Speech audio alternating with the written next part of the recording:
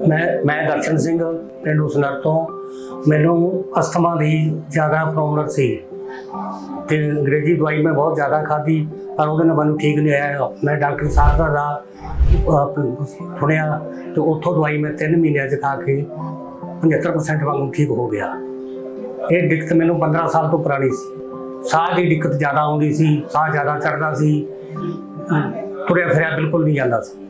हुण घट तो घट 5-6 किलोमीटर मैं रोज़ तुरदा फिरदा है। मैनू हुण 75% वांगू फर्क लगता है। वधिया आपदा मैं तुरया फिरदा है।